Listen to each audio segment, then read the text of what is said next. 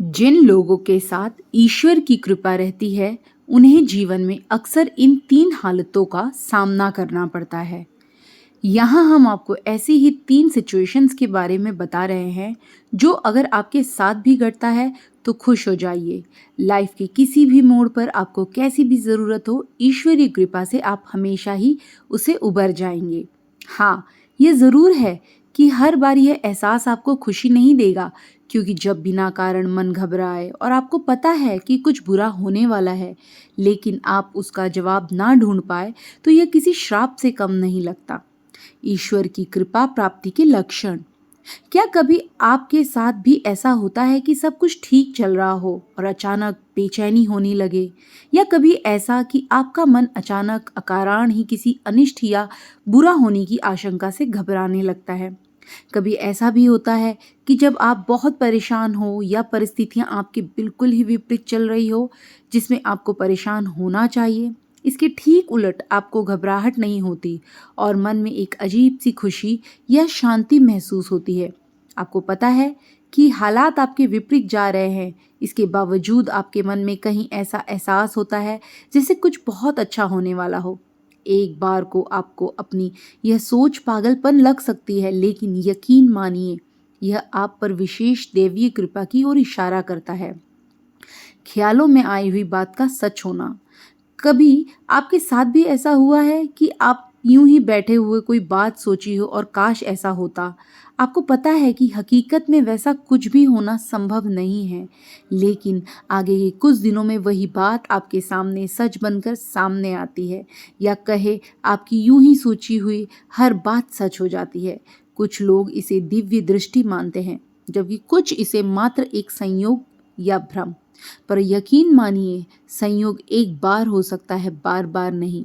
इसीलिए अगर ऐसी चीज बार बार होने लगे, तो समझिए आपकी अंतर्दृष्टि जागृत है और भगवान ने आपको इसके लिए विशेष कृपा दी है।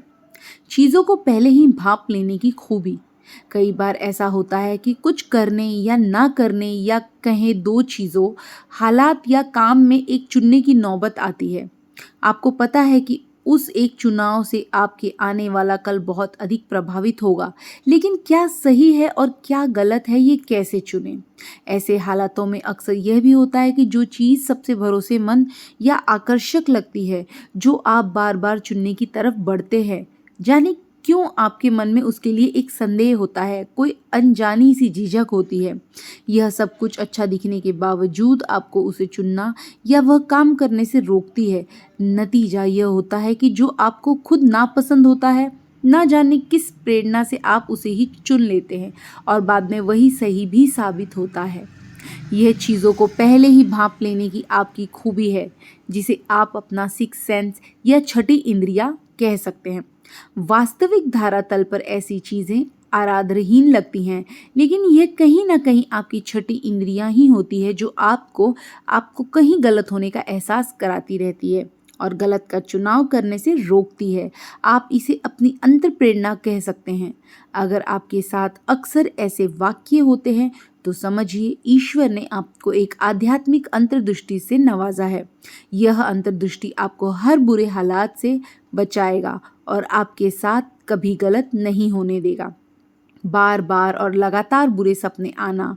कई लोगों को बार बार ऐसा लगता है कि सपने आते हैं कि वे किसी बहुत बुरे हालात में फंसे हैं, जिससे निकलना मुश्किल तो लगता है, लेकिन वो आखिरकार उससे बाहर निकल आते हैं। हो सकता है यह सपना खत्म होते ही नींद टूट जाए और आप खुद को डरा सहमा सा पसीने से तर पाए, लेकिन यकीन मानिए, यह सपना इस बात की निशानी है कि भगवान की विशेष कृपा होने से आपकी आध्यात्मिक चेतना इतनी अधिक जागृत है कि बुरी स्थितियों से हर हाल में आप निकल ही जाएंगे। आपके विरोधी या दुश्मन आपका कुछ भी नहीं बिगाड़ सकेंगे।